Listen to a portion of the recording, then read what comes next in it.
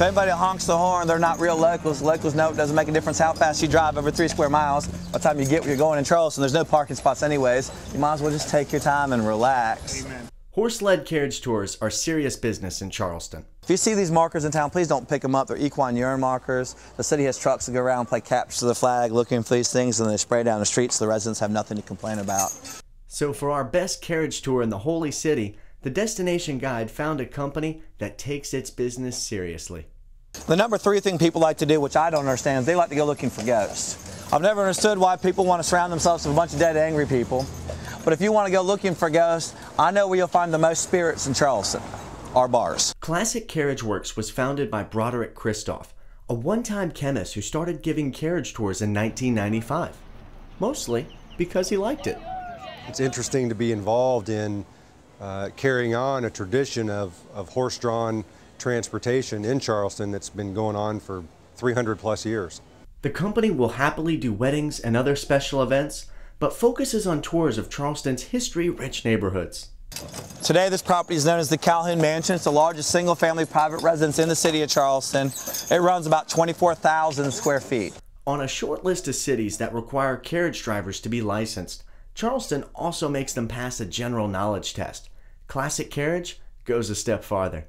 We are one of 4 cities in America that license their tour guides.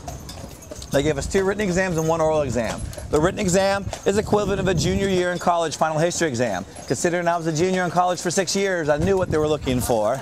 All of our guides have degrees in history or in degrees related to history. I've been a tour guide here in the city of Charleston for 7 years, 2 years before in Savannah, Georgia, so I have the Southeast Corridor pretty much down pat. This is what they do full time. This is their career, this is their profession. On a busy day, Classic Carriage will run 6 carriages along Charleston's slow-moving streets. My daddy worked for a race team, his profession 200 miles an hour, my profession 5. Tours run 1 hour and navigate the city's most historic and wealthy neighborhoods. What Du Bois Hayward said about Broad Street is that it's a dividing line between longing and belonging.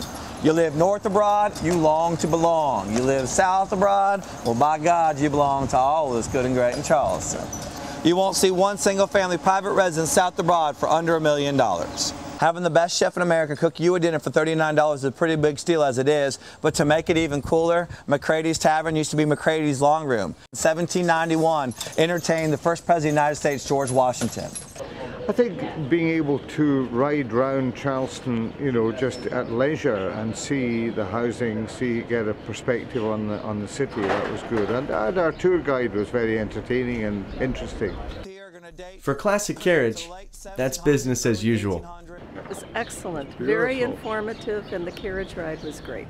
We won't sacrifice the quality of our tour for the quantity of people that we're taking on tours, no matter what. We always have breaks for the animals. We always have breaks for the tour guides. We don't send tour guides out on 6 or 7 tours a day where they're forgetting what they're even saying by the time they're on their 6th or 7th tour. We keep all that stuff at a normal level so that the quality of the tour stays high.